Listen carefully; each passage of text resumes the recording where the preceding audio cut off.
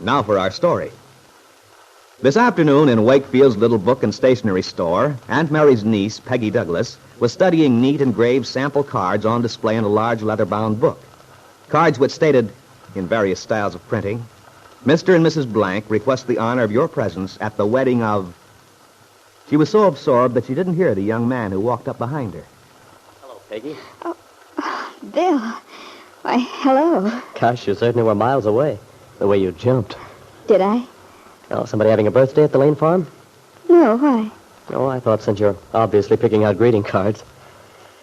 That's a job, isn't it? To find just the right verse. May I help? Well, Bill... Here, let me see. Oh, a wedding announcement. I'm sorry, Bill. Don't be. I shouldn't be so nosy. I mean, I'm sorry you happened to come in just at this moment. Oh, you mustn't feel that way, Peggy. Besides, I'm not an ostrich, you know. I can't put my head in the sand and pretend nothing's happened. No. But just knowing about something and, well, seeing it happening, it's quite different. That's why I'll be glad when the whole thing's over and we can all take it for granted. I'm not sure I'll ever be able to do that. Oh, yes, you will, Bill. We'll all be able to. Once we get used to it. I'm not sure. Just now I have a hard time convincing myself it is really happening. I have a funny kind of feeling. What sort of feeling is it? Well, it's hard to describe. I guess it's a sense of unreality more than anything. Almost as if these last months have been a dream. Yes. I know how that is. Sometimes I feel that way myself. Do you? But you'll get over it, Bill. I'm sure you will. It isn't as if you didn't have something awfully important in your life. Knowing you're a father, the responsibility of your baby son, that's very real. Yeah? I've told you this before, Bill, but I'd like to say it again. I'm so anxious for you to believe me when I tell you I understand about the baby. I realize you wouldn't feel right if you didn't do your very best for him. And whatever happens, I want you to know I respect you for it. Thanks, Peggy. It helps a lot to hear you say it. And I just want you to know, Peggy, dear, and to remember that if it weren't for that kid of mine, well, everything would be a lot different. You do understand that, don't you? Yes, Bill, I understand. It's the way I feel, too. But you have a son. So there's no use our thinking about what might have been, is there? We're each doing what we have to do. And before very long, our whole lives will be changed. You'll be bringing up your baby and... Yeah, if I get custody of him. I hope you will. It won't be long now before you'll know, will it? No, just a few more days. Well, we'll hope that everything is for the best, shall we? Yeah, Peggy, dear. And yet, sometimes I ask myself how it can be for the best. Two people Don't, Bill. Don't say it. It'll be easier for both of us if you don't. As the two young people looked into each other's eyes, unconsciously revealing all the hopeless, tender things they longed to say, neither realized that their fate rested with the young woman, Lisa Fenner, who at the same moment in Lily Devon's Chicago apartment was confronted by Del Shipley. Look, Lisa, I'm absolutely sure Peggy's in love with Bill Meade. I talked to him. I know how he feels, too. There's only one reason in the world why those two youngsters haven't gotten together since Bill got his divorce. And that reason is your baby. It's strange. I had to choose once before whether to give up the baby or to try and make a life of my own. And I did make my choice. Now, if I claimed the baby, confessed, I'd lose Lance. Well, that's a chance you have to take. In the first place, Lance is the baby's father. He deserves to know the truth.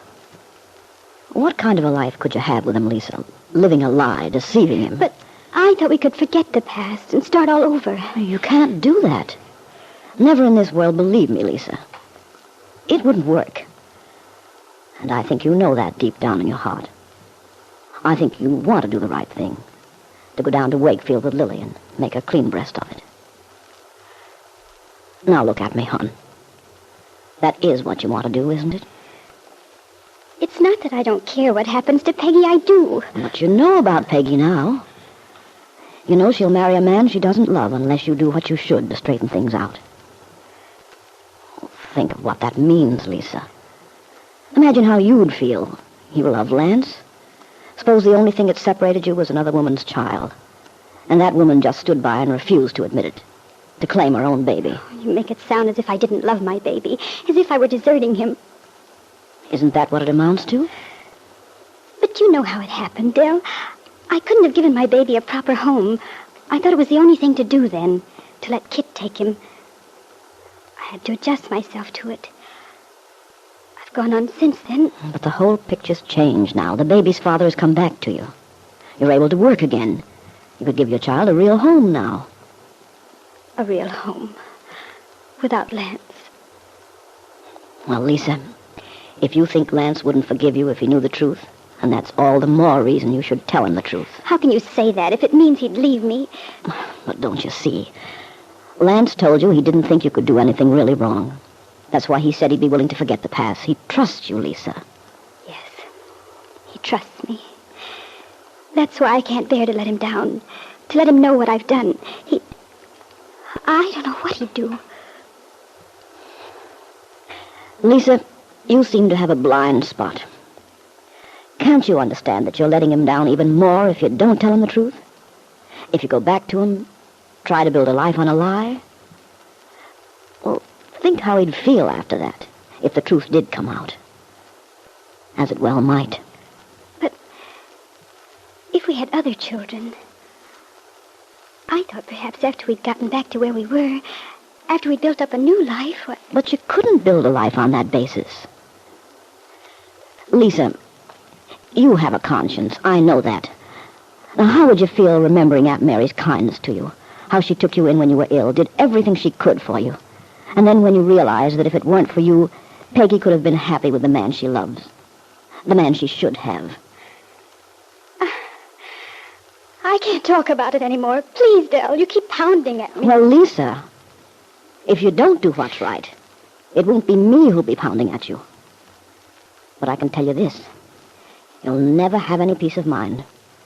Your own sense of decency and justice will torment you. I don't want to be tough on you, Lisa. But if you don't do what you should, well, I think you'll deserve to suffer for it. Well, Lisa, are you going to get ready? Take that train to Wakefield today? With Lily? Dell, I know what you think of me. You probably hate me. Maybe I deserve your contempt, but I just can't do it. I can't. And so Dell Shipley had her answer.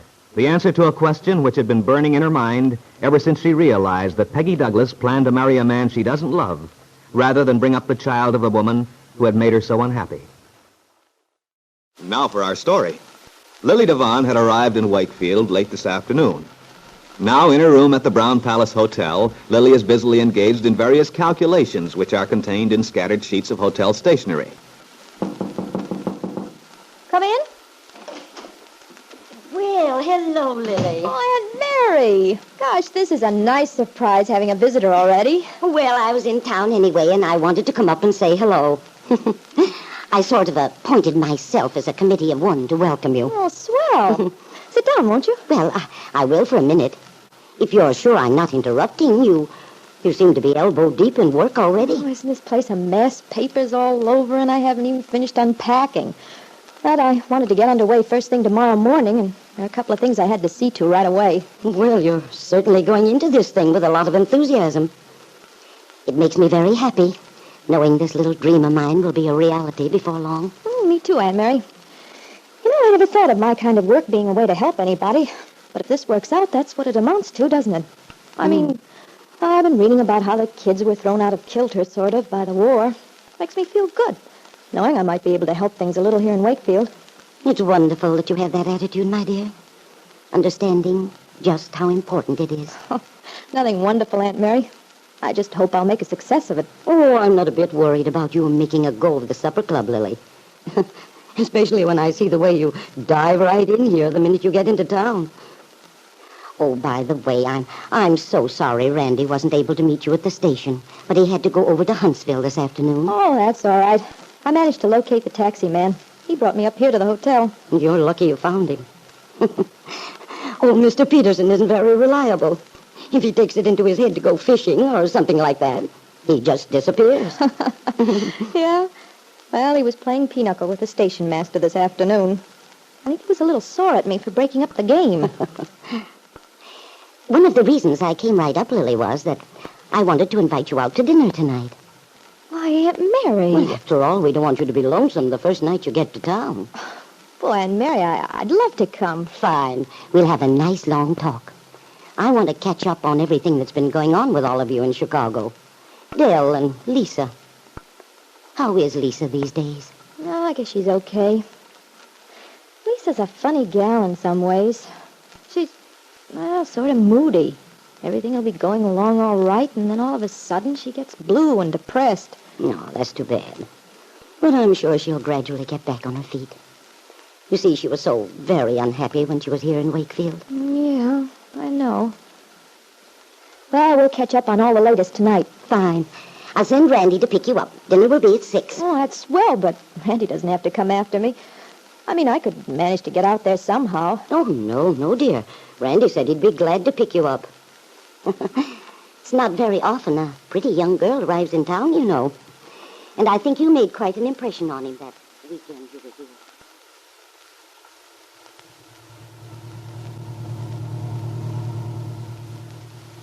Well, Lily, you really did come back to Wakefield after all, huh? Yeah, here I am, bag and baggage. Are you glad? Well, I guess so.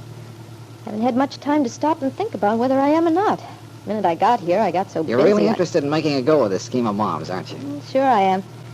First place, I think Aunt Mary's right. Those Bobby Soxers do need a place to go. Besides, it's a wonderful opportunity for me. You mean getting the experience of running the place? Yeah. Yeah, I imagine you're right. Say, by the way, what are you going to name it? I don't know yet. Haven't thought much about it. Well, maybe we ought to run a contest in the Wakefield News. Might be a good advertising stunt. You know, send in your vote, name the new supper club opening at the Brown Palace Hotel, to be managed by that well-known, beautiful young singer and dancer from Chicago. That's quite a build-up. Think I deserve it? Why not? You are a singer and dancer, aren't you? Well, sure. And you say you've been in show business since you were 9, so you must be well known. To the agents, at least. And you are beautiful. Gee, Mr. Lane, thank you for them kind words. I mean it. Yeah, I know. Why do you always kid when something really touches you? Look, let's not talk about me. Why not? Most girls like nothing better than to settle down for a nice long talk about themselves. Well, then maybe I'm different. All right. Well, what shall we talk about? Why not talk about you? Me? But I'm not nearly such a colorful topic. Oh, you'll do. At least until something better comes along. Oh, you don't say. Okay. Now, this was your idea, so you'd better carry the ball. Well, what do you want to know about me? The witness is on the stand. You mean I should be the lawyer for the prosecution? Or for the defense. Which side would you like me to be on? Oh, I think you can guess that. Naturally, I'd feel better having you with me than against me. But you knew that, didn't you? Not exactly. Well, then you can take my word for it. Now, what do you want to know? That is, that you don't know already. My life's an open book. Is it? Well, maybe so. I don't imagine a person could get into much mischief here in Wakefield, even if they wanted to. Oh, wait a minute. Now, don't be too sure about that. If you have the idea, like most city slickers have, that nothing ever happens in the country, you're going to find out you're all wrong. Oh, well, I guess something must happen once in a while. People would go nuts. But I never have understood exactly how people in a town like this spend their time. Well, that's easy. They work pretty darn hard, for one thing. Yes, I know, but I mean, for recreation. What do you do? Oh. You mean me personally? How do I while away the long winter evenings? Yeah, Oh, I manage. I go to a movie every so often. once a week at the Bijou when the bill changes. Yes, go on. Oh. Well, I play cards with some of the fellas once in a while, just for fun. Mm-hmm. Go on. Hey, look. Have you got something special in mind? No, just curiosity. Well, naturally I have friends. Friends? Masculine or feminine? Both. Tell me about them. Say, now I am beginning to feel as if I'm being cross-examined. Well, remember, you said your life was an open book. Yeah, and it is. But I didn't expect you to go over each page with a magnifying glass. But, I think I know what you're getting at. Do you really? Oh, sure. Like most women, you want to find out what sort of girls I go around with. Am I right? You know, you're certainly the most self-satisfied guy I've met in a long time. Well, you don't say. You mean, even including your boyfriends in the city? What boyfriends? Oh, now look, Lily, I know darn well you don't spend your evenings knitting. I might. Uh-huh. Not with that figure and those big blue eyes. Besides, I have inside information. What do you mean by that? Oh, Peggy told me a few things. And the rest I sort of doped out for myself. What did Peggy say? Oh, well, she said you didn't let the grass grow under your feet. In other words, I get around? Well, don't you? You wouldn't expect me to spend my free time doing crossword puzzles, would you? That's just what I said. Not with your looks. You just said that, too. But you haven't answered my question. You say I'm sure of myself. Now, what's your reason? Well, I don't know exactly. Okay, that makes us even. Neither do I. You're just one of those guys who don't care nothing for nobody. Is that it? No, I didn't say that. You see, I don't think anyone can get along all by himself. I think everyone needs to be... What? Well, Lily, to be close to someone. Someone he cares for.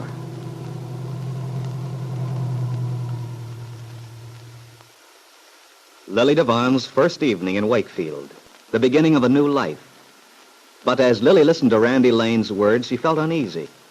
Something was threatening her carefully built-up self-sufficiency. Randy Lane was sure of himself. He wasn't a simple country boy she could twist around her finger.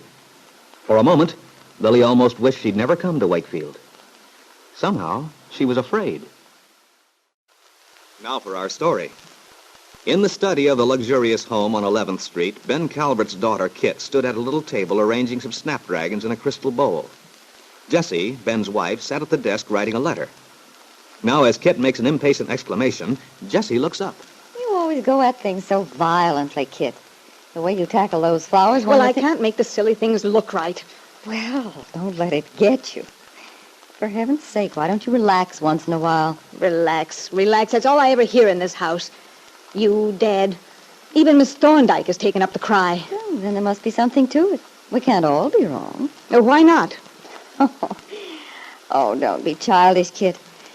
Obviously, if everyone in the house feels that you're continuously All I on know edge... is I'm getting awfully fed up with a lot of you. If people would just let me alone. You ought to be glad we're concerned about you. Oh, concerned. That's not it, Jessie. It gives you so much satisfaction telling other people how to behave. And I'm very tired of it, I'll tell you that.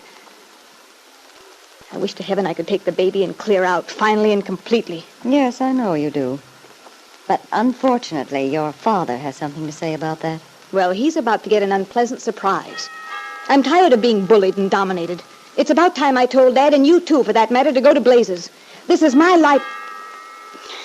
Oh, what's the matter with Lucy? Why doesn't she answer? Oh, I forgot to tell you. She went to visit her sister this afternoon. Oh, well, I'll get it. You Miss Calvert, Miss Kitt Calvert?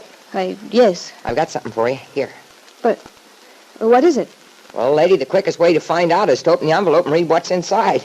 So long.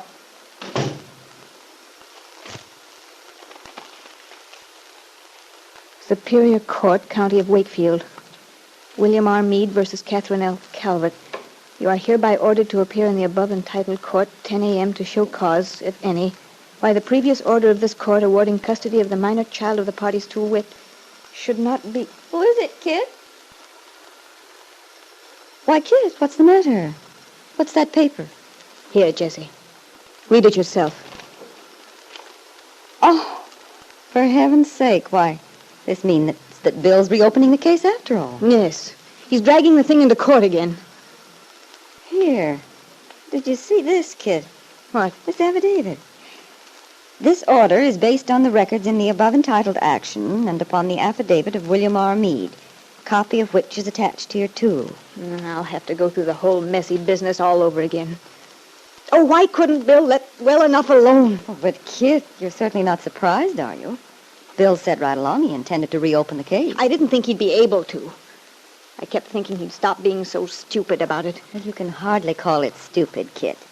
He wants the baby, and he's trying to get custody, that's all. In a way, I should think you'd be relieved. Relieved? Well, that's a funny thing to say. I'm served with a notice that I have to go through a whole messy court trial all over again.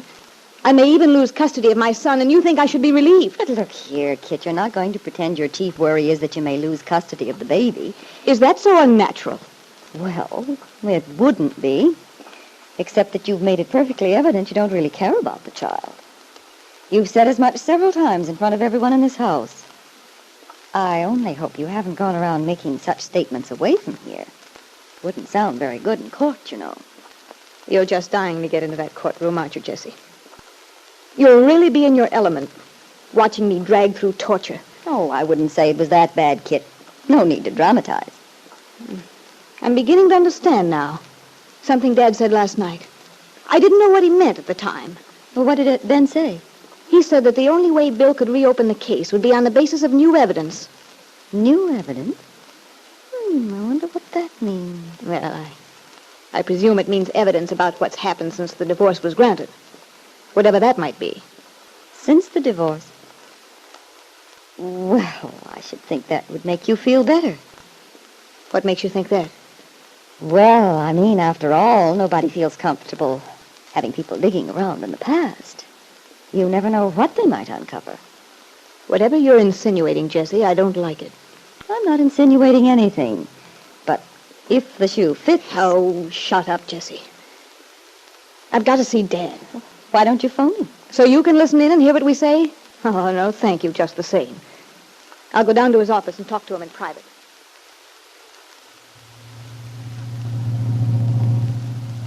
That Jessie, the cat. She's so smug. She'd like nothing better than to see me lose this case. What could she have been hinting at? Things that have happened in the past.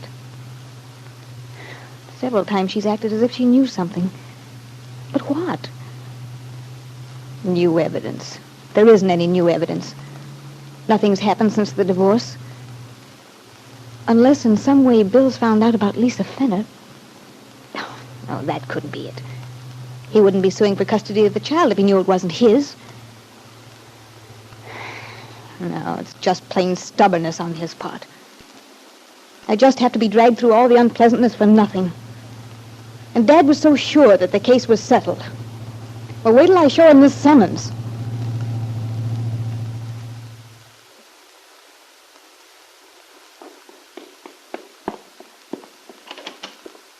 Kitt, what's the matter? You're white as a sheet. Dad, look at this. Huh? Well, McKillop wasn't bluffing. He said he'd do this. Wait a minute. You mean you've been talking to Angus McKillop, Bill's attorney? Yes, I talked to him yesterday. I thought I could make him see what a darn fool thing it was for him to reopen the case. Well, apparently you weren't very successful. The next thing we know, I'm served with papers, the date is set. You probably got him so angry he decided to win the case or bust. Stubborn old mule. I think it's rather odd you didn't tell me about this last night. I knew you'd get yourself all worked up, make yourself ill again. Besides, there was just a chance McKillop might think better of the whole thing. I'm afraid your deductions have missed fire again. Well, what do we do now? We can't just sit around and let things happen. Let him take that baby away from you. They're not going to take that baby away from you. You can just forget about that. Oh, can I? You're the one who's been telling me not to worry about the case being reopened. You said they'd never be such fools. Well, it seems that they are. That's right. I didn't think they would. It's just common sense. I thought McKillop would realize it was a losing battle and give it up. And he would have, if he had the sense he was born with. Well, that's all water under the bridge now. We haven't time to stand around and argue. The case comes up on Monday. The point is, what are we going to do? I phoned Farnsworth this morning. He's standing by in Chicago, ready to come down at a moment's notice. I wish you wouldn't take this so hard, Kitt. Have a little more faith in my judgment for once. We're going to win this case, mark my words. And it'll all be settled once and for all. The case will be settled and something else, too. I'm going to see to it that this fine ex-husband of yours will never bother us again. I'm going to settle his hash for him. But, Dad, wouldn't it be better just to try and win the case? Let the whole thing simmer down quietly instead of making a big fuss? What do you mean, Kitt? Why should we let him get by with... I don't want to start anything we can't finish, that's all. If you try to get tough with Bill,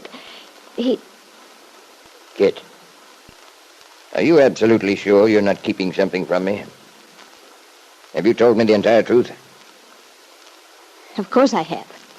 You ought to know better than to ask. All right. I'll take your word for it. But every so often I've had the feeling there was something you were hiding.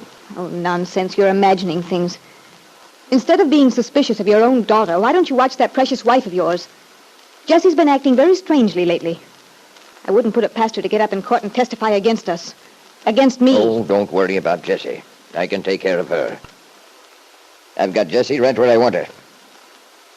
There's not a thing in the world she could do, or would dare to do at any rate. No. You just run along home now and stop worrying. Everything's going to be all right. But you wouldn't be so sure of that, Ben, if you knew what Angus McKillop has in mind. Because he has some evidence which might make a great difference in Kitt's retaining custody of Lisa Fenner's baby son.